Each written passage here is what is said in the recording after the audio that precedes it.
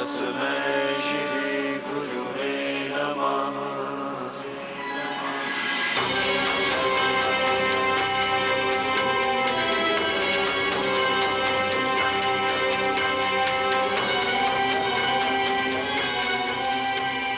ब्रह्मदेव, प्रभु श्री राम को अपने आशीर्वाद से सम्मानित करना ही होगा। ऐसा हो नहीं सकता कि ब्रह्मदेव किसी और को सफलता का आशीर्वाद दे। ब्रह्मदेव की हम पर ऐसी कृपा है कि कोई चाहकर भी हमारा हित नहीं कर सकता, और तुम विनाश की बात करते हो। जो तुम्हारा विनाश करने आ रहा है उसे संपूर्ण जगत का आशीर्वाद प्राप्त है रावण। तुम्हें ज्ञात नहीं है, स्वयं यमराज को हमारे समक्ष आत्मसमर्पण करना पड़ा था। ब्रह्मदेव के आशीर्वाद के कारण मृत्यु भी हमारे समक्ष भयभीत होकर नतमस्तक हो गई थी।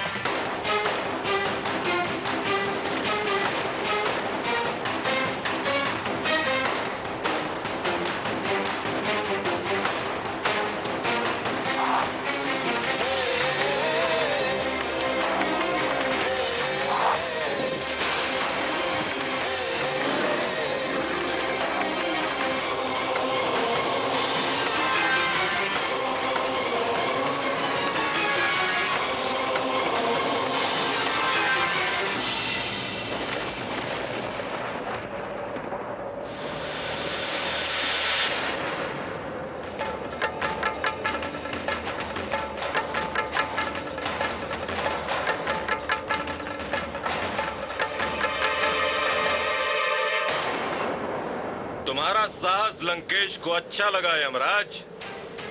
अब अपनी मृत्यु के लिए तैयार हो जाओ। रावण, तुमने स्वयं अपनी मृत्यु को ललकारा है। मृत्यु को तो हम सैकड़ों वर्ष पहले ही अपने वश में कर चुके हैं यमराज। ये तो मन बहलाने के लिए हम क्रीड़ा कर रहे थे, और इसी क्रीड़ा में तुम्हारी मृत्यु हो जाएगी रावण।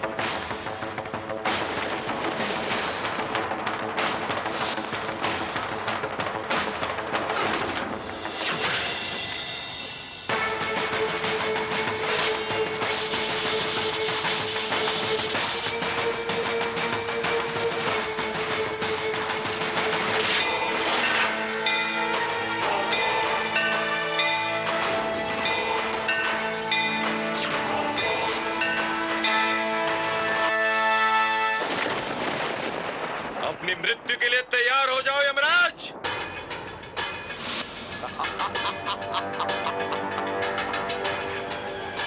मृत्यु देना हमारा कार्य है रावण।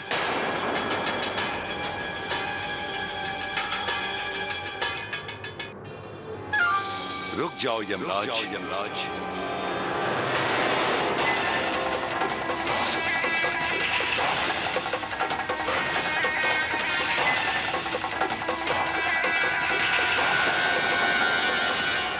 इस काल दंड का प्रयोग रावण पर मत करो, क्योंकि मैंने रावण को वरदान दिया है कि उसकी मृत्यु किसी देवता के हाथों नहीं होगी। यदि तुम इस काल दंड का प्रयोग रावण पर करते हो तो मेरा दिया हुआ वरदान असत्य हो जाएगा। परंतु ब्रह्मदेव, आपने स्वयं वरदान के रूप में मुझे यह काल दंड दिया था। इसी कारण तुम दोनों की मृत्यु नहीं हो सकती। यदि रावण मरता है तो मेरा दिया हुआ वरदान असत्य होता है। यदि रावण कालदंड से नहीं मरता तो मेरे द्वारा दिया गया कालदंड व्यर्थ हो जाएगा। इन दोनों परिस्थितियों में मैं ही असत्य प्रमाणित होता हूं। अतः आप दोनों अपने क्रोध पर नियंत्रण करें और शांत हो जाएं।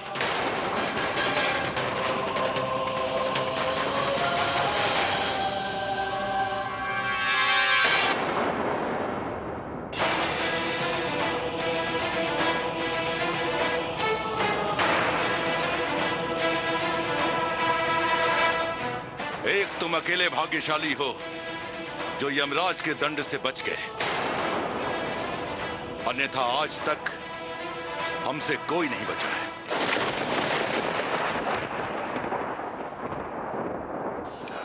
सुना तुमने शनि?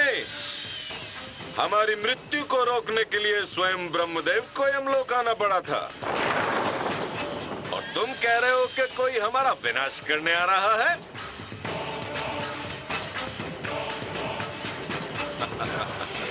तत्पर रहिए ब्रह्मदेव।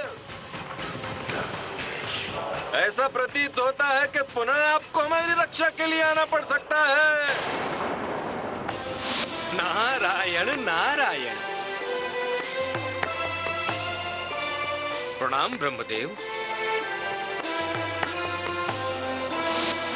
प्रणाम ब्रह्मदेव। ब्रह्मदेव, आपके मुखमंडल पर चिंता के भाव। बड़े आश्चर्य की बात है ब्रह्मदेव। संपूर्ण जगत के रचयिता प्रजापति ब्रह्मदेव, आप इतने चिंतित क्यों?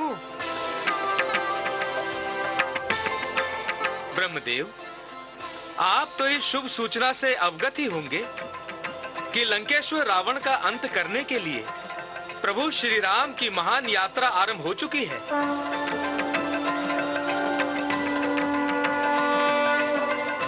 और अब प्रभु श्री राम को आपके आशीर्वाद की आवश्यकता है। कहीं आप इसीलिए तो चिंतित नहीं? भला मैं क्यों चिंतित होऊंगा? यही तो हम जानना चाहते थे।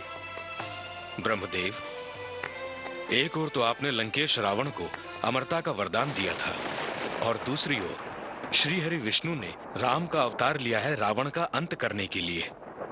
ब्रह्मदेव, आपने ऐसा क्यों किया? आप तो त्रिकालदर्शी हैं। आप तो रावण के विषय में सब जानते ही थे कि वरदान पाने के बाद वो निरंकुश हो जाएगा। तीनों लोग उसके अत्याचारों से त्राही त्राही करेंगे। आपके इसी वरदान से हम सभी चिंतित हैं। आप सभी जानते हैं कि दशानन रावण ने मुझे प्रसन्न करने के लिए घोर तपस्या की थी। मेरे भी वश में नहीं था उसे रोक पाना।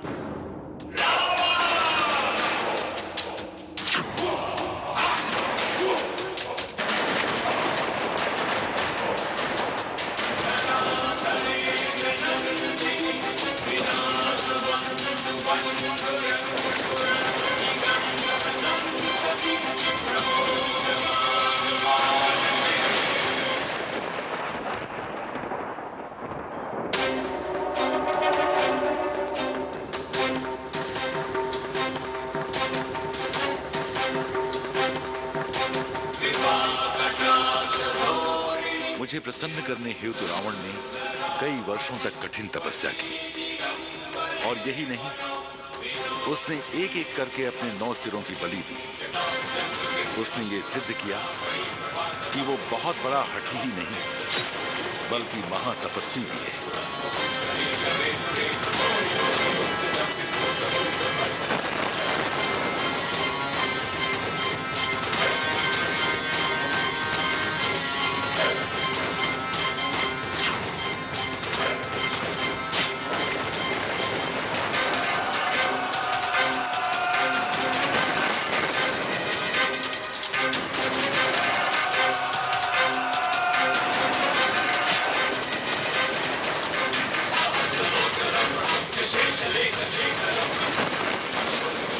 फिर उसने 10वां शीश काटने के लिए जब खड्ग उठाया, मैं तुम्हारी इस घोर तपस्या से प्रसन्न हूं विश्राव पुत्र।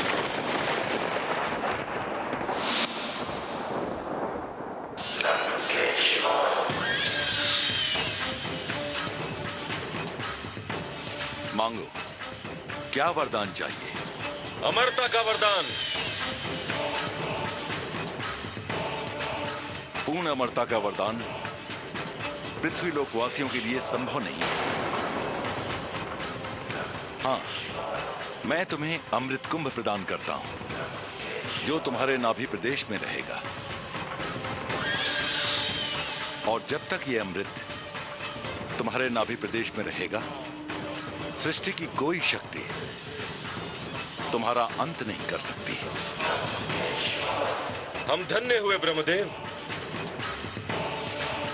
इसके साथ ही हमें यह भी वरदान दें कि देव, दैत्य, असुर, नाग, किन्नर, गंधर्व, यक्ष हमारा कोई अहित न कर सके। नर और वानर की तो हमें कोई चिंता ही नहीं है, उन्हें तो हम अपने पैरों तले यूं ही कुचल सकते हैं। तथास्तु। मैं तुम्हारे शीश दान से प्रसन्न होकर तुम्हें दशानन नाम देता हूं।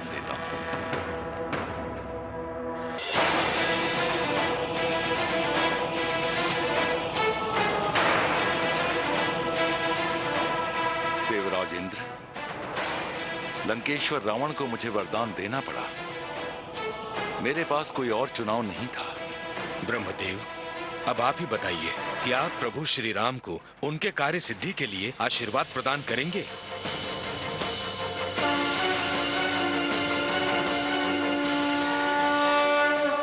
ब्रह्मदेव, मुझे आशीर्वाद दीजिए। क्या प्रभु श्री राम को आशीर्वाद देकर लंकेश को दिए हुए अपने ही वरदान को मिथ्या सिद्ध करेंगे? ब्रह्मदेव, आपको प्रभु श्री राम को वरदान देना ही होगा।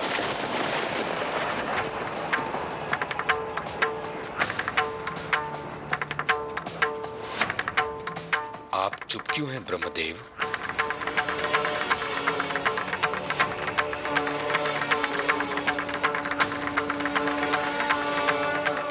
ब्रह्मदेव, मुझे आशीर्वाद दीजिए।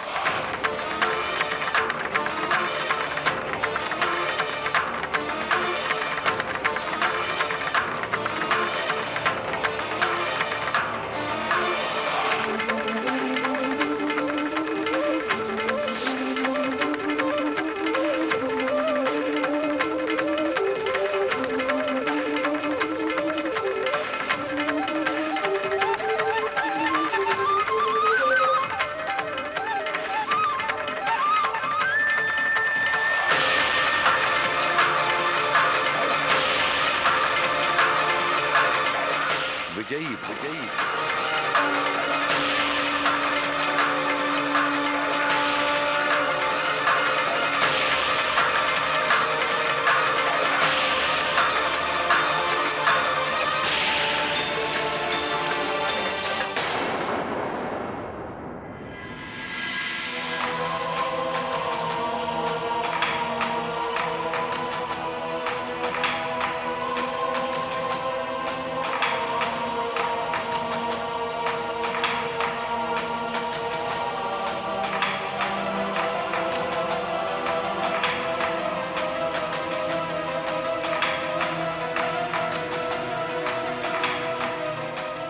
रुको।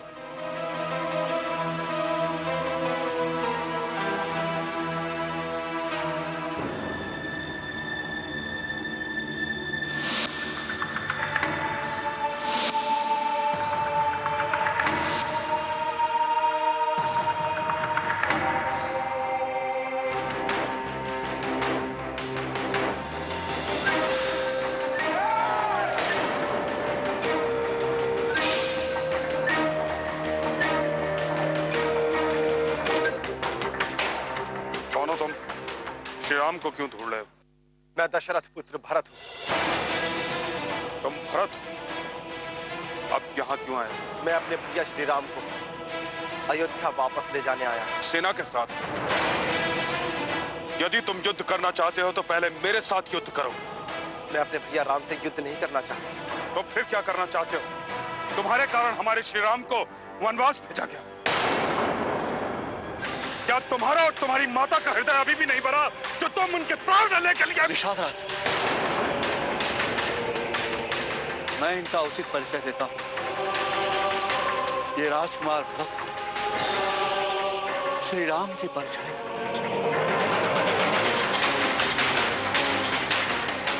इनके लिए राम भगवान है। ये अपने प्राण भी दे सकते हैं श्री राम के लिए।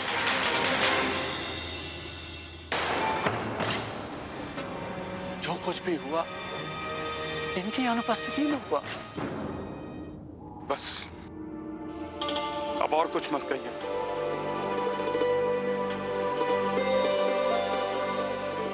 आप हमें केवल इतना बता दीजिए कि मेरे भैया राम है कहाँ? ऋषिवर, कृपा करके हमारा इतना मार्गदर्शन करें ऋषिवर कि हमें यहाँ से किस ओर जाना होगा। चित्रकूट धाम की ओर।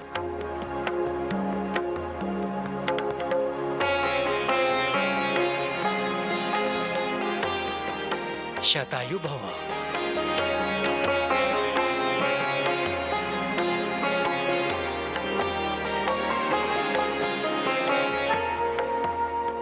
सौभाग्यवती भवा पुत्री। अभी तो तुम्हारी परीक्षा प्रारंभ हुई है।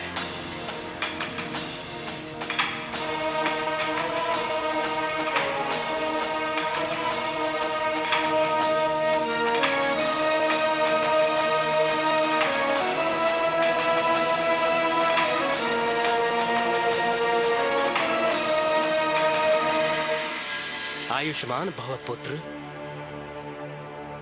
जनक नंदिनी का विशेष ध्यान रखना।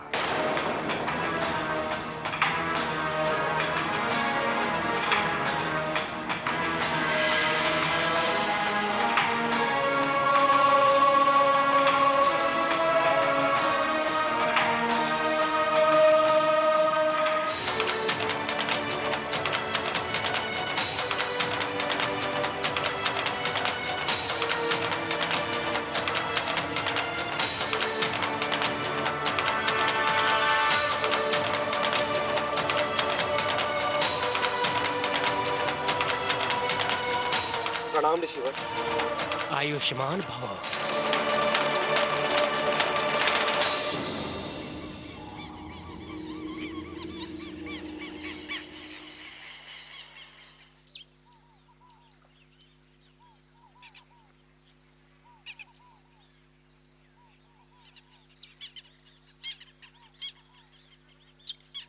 लगता है हम चित्रकूट के निकट पहुंच गए हैं। सूर्यास्त से पहले पहुंच जाएंगे वहां भैया।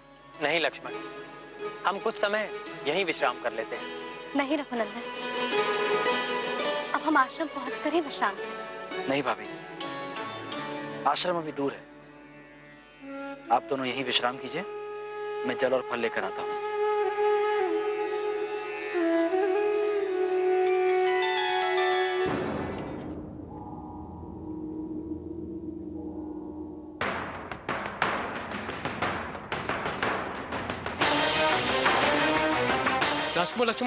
राजकुमार लक्ष्मण, वो आपके भैया राजकुमार भरत अपनी सेना के साथ श्री राम पर आक्रमण करने आ रहे हैं।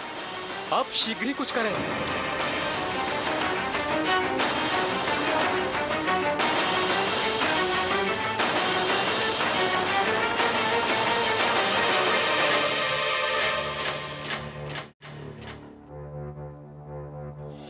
भैया, आप दोनों भोजन कर लीजिए, मैं देख कर आता हूँ कि आश्रम कितनी दूर है। लक्ष्मण, सब ठीक तो है?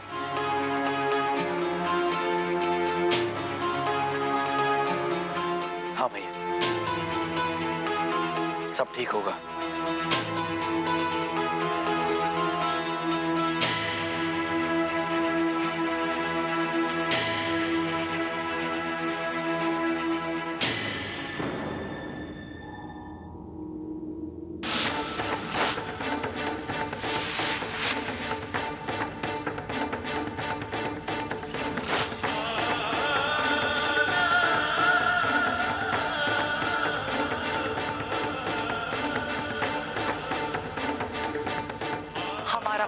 वचन ये है कि हमारे पुत्र भरत को अयोध्या का राज सिंहासन मिले।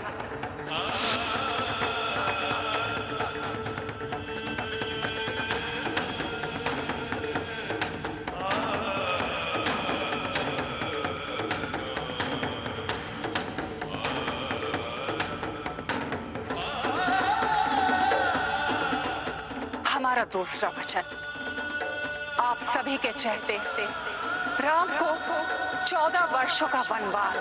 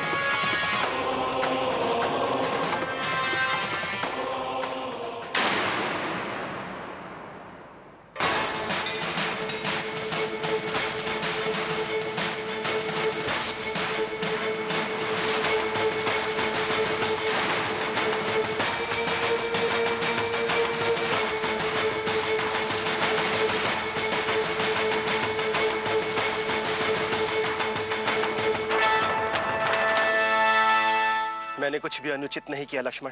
और मैंने आपसे कोई प्रश्न नहीं किया है।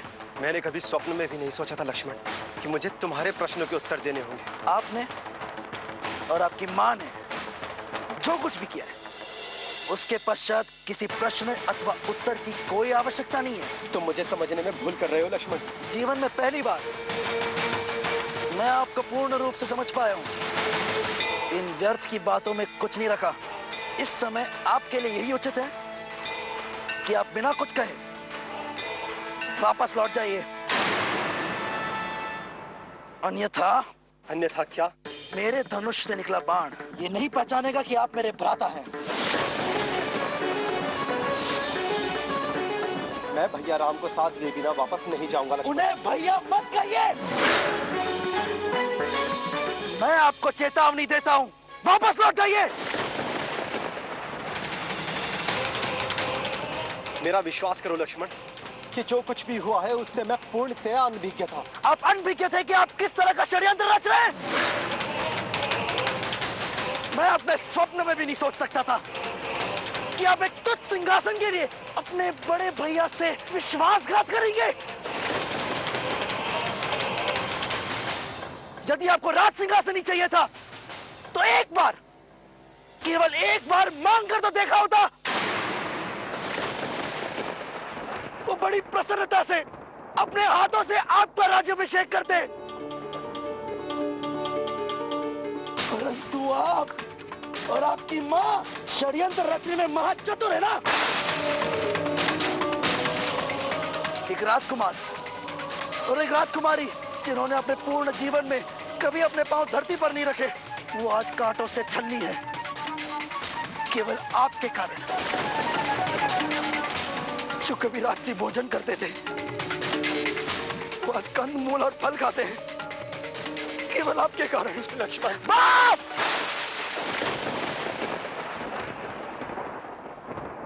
अयोध्या नरेश भरत वापस लौट जाइए अपनी अयोध्या में। कहीं आज ऐसा ना हो कि इस लक्ष्मण के हाथों अयोध्या नरेश का वध हो जाए।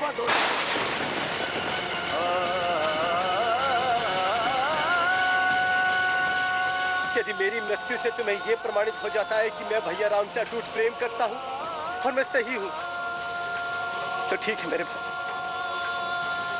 तो चलाओ ये तीर मेरे हृदय पर और उतार दो मुझे मृत्यु के घाट। आप जितने चाहे मीठे वचन बोल सकते हैं परंतु मैं अपने वचनों से पीछे नहीं हटूंगा। भैया भरत!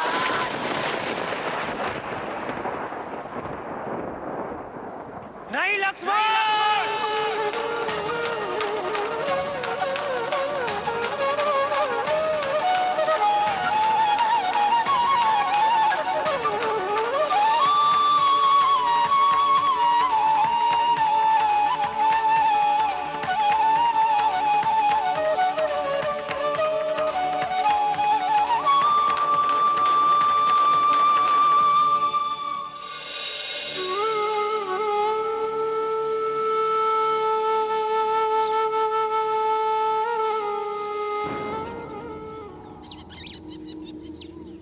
लक्ष्मण, धनुष नीचे करो।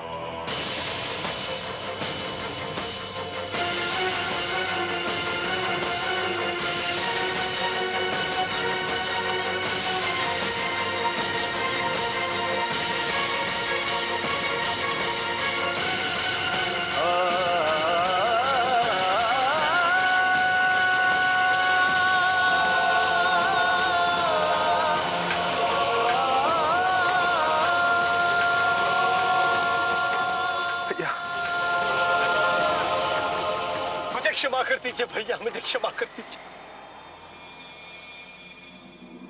भारत,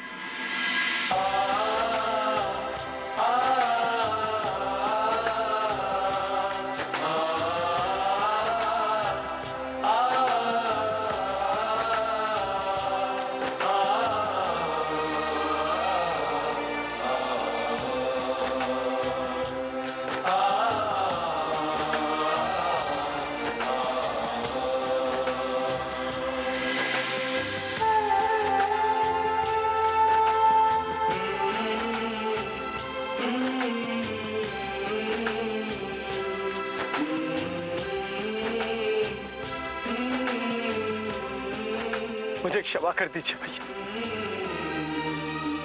मेरी माता ने जो कुछ भी किया है उसके लिए आप मुझे क्षमा कर दीजिए भैया, मुझे क्षमा कर दीजिए। भैया इनकी मीठी मीठी बातों में मत आइए। भैया लक्ष्मण मुझे समझने में भूल कर रहा है। मैं तो यहाँ अपने भैया अयोध्या के राजा श्री राम को लेने आया, अपने साथ वापस ले जाने आया। अच्छा, अब आपने और आपकी मां ने मेरे राम भैया के विरुद्ध ऐसा कौन सा षड्यंत्र रचा है? देखिए भरत भैया, इस समय आपके लिए यही उचित है कि आप अयोध्या वापस लौट जाएं।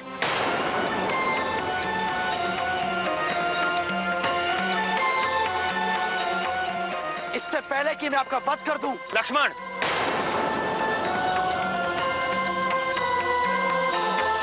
तुम्हारे क्रोध ने तुम्हारी सोच और तुम्हारे ज्ञान को अपने वश में कर लिया है। क्या तुम अपने बड़े भाई को अपनी बात कहने का अवसर भी नहीं दोगे? भैया मुझे समझ नहीं आ रहा है कि इनसे बात करने के लिए अब रहा ही क्या है।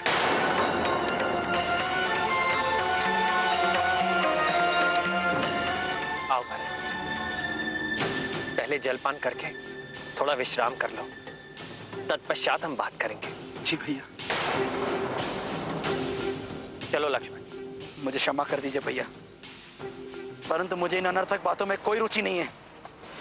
लक्ष्मण,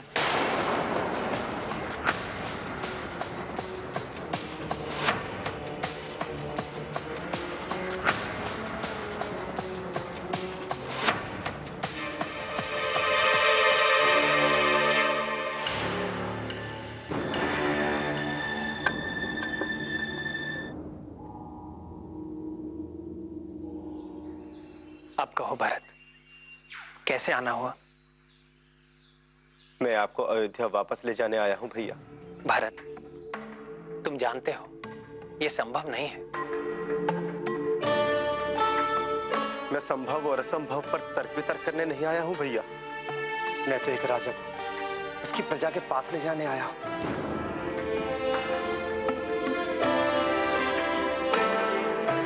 एक पुत्र को उसकी माता के पास ले जाने आया और एक भाई को उसके घर वापस ले जाने आया हूं भैया।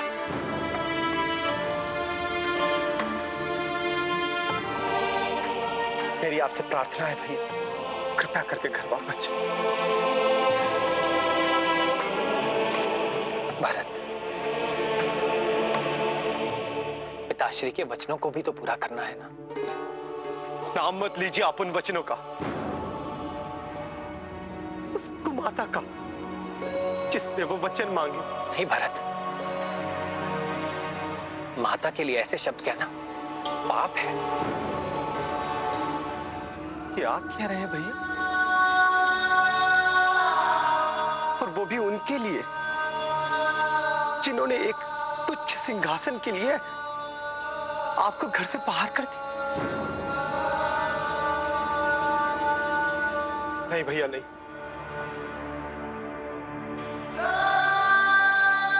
वो मेरे लिए मर चुकी है।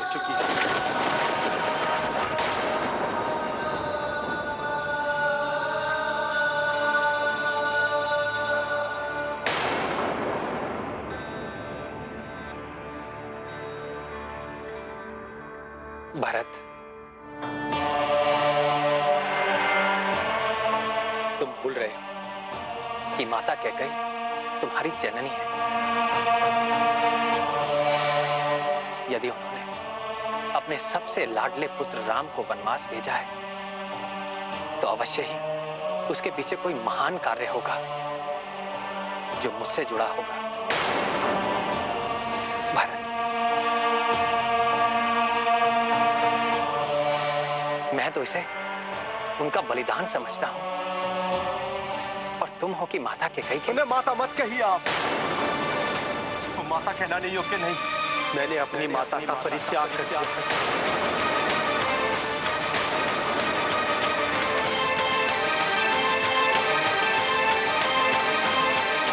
अब मेरा और उनका कोई संबंध नहीं।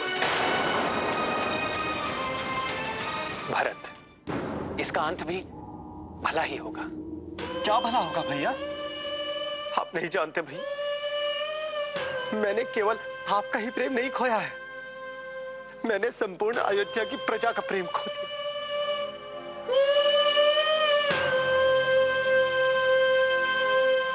सबसे कष्टदायी तो मेरे लिए ये है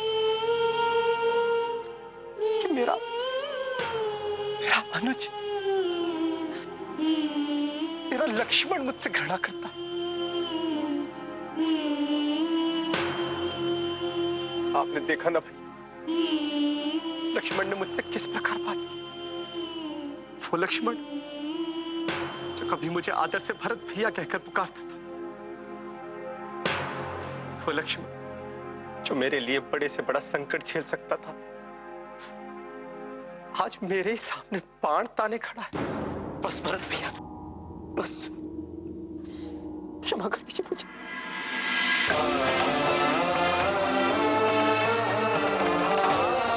ये मेरी भूल थी कि मैंने आपको अनुचित समझा।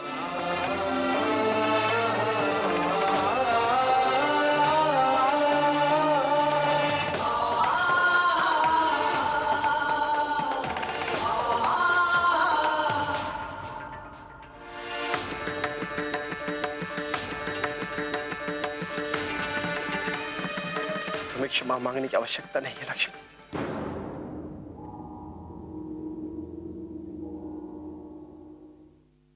बस बहुत हो गया। अब आप सब लोग मेरे साथ वापस अयोध्या चलिए और ये जो कुछ भी हुआ है उसे एक दुखद स्वप्न समझकर भूल जाइए। ये स्वप्न नहीं है भरत,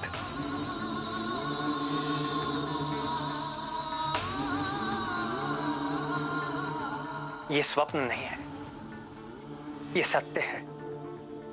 हम अगले 14 वर्ष तक घर नहीं आ सकते। तो ठीक है भैया, आप 14 वर्षों तक घर नहीं आ सकते, तो ये भरत आपके साथ वन में 14 वर्षों तक रहेगा। नहीं भरत, तुम ऐसा नहीं कर सकते। क्यों नहीं कर सकता? आप सब लोग कर सकते हैं, परंतु मैं नहीं कर सकता। आपको नहीं लगता भाई, इस प्रकार वन में पड़े रहने के स्थान पर लक्ष्मण को अयोध्या में अपनी पत्नी के साथ होना चाहिए था?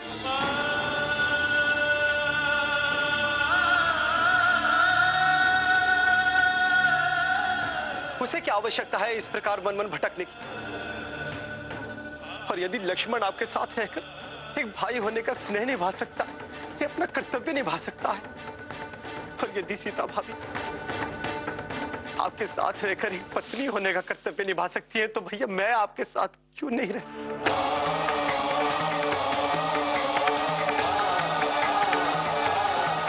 मैं भी आपके साथ इसी वन में रहूंगा भैया।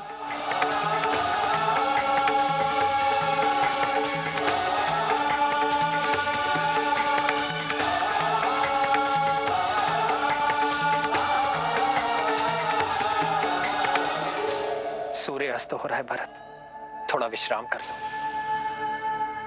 इस विषय पे निर्णय हम कल प्रातः लेंगे।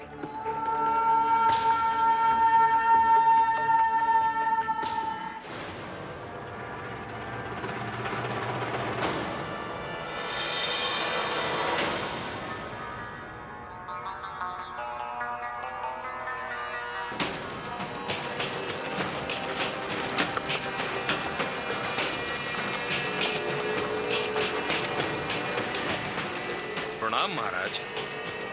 श्री राम चित्रकूट के निकट के वन में रुके हुए हैं।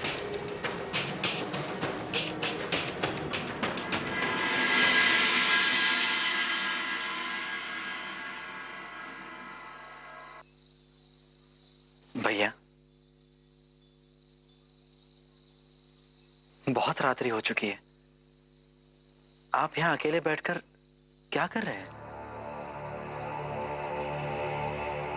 चलिए विश्राम करते हैं। क्या हुआ रघुनंदन, सब ठीक है ना?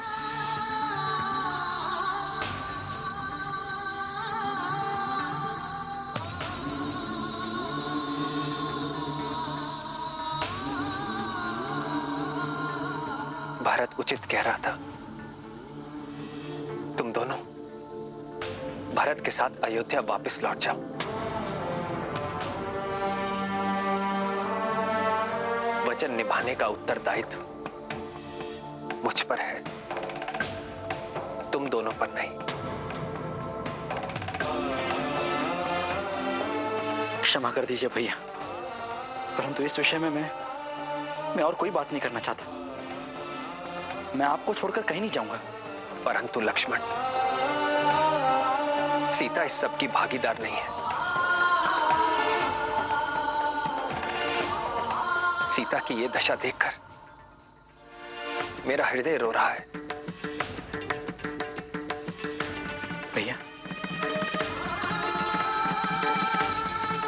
मेरा सुझाव यही है कि हम सीता भाभी को भरत भैया के साथ अयोध्या वापस भेज देते हैं।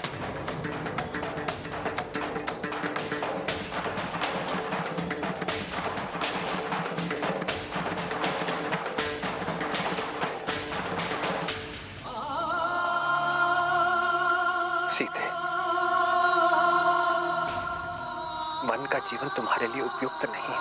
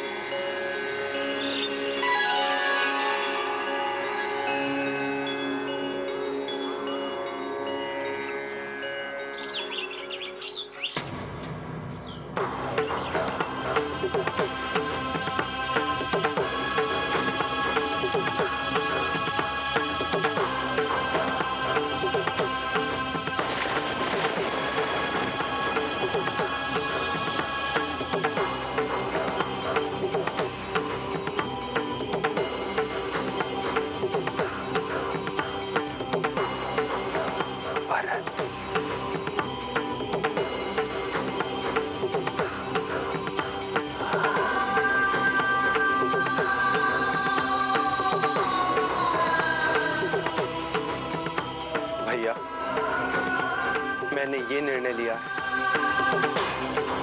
कि यदि आप मेरे साथ अयोध्या वापस नहीं चल सकते तो मैं आपके साथ इसी वन में रहूंगा।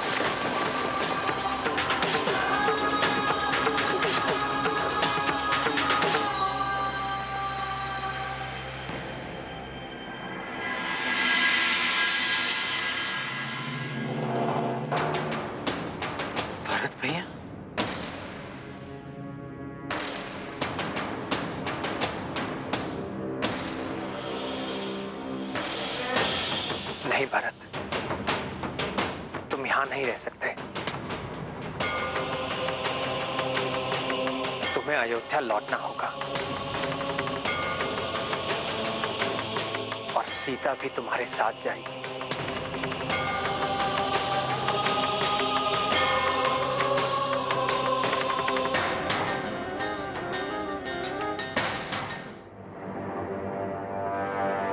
परंतु भैया, भाभी है कहाँ?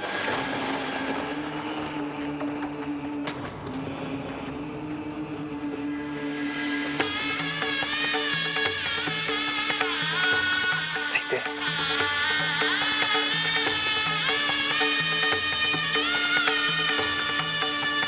सीते,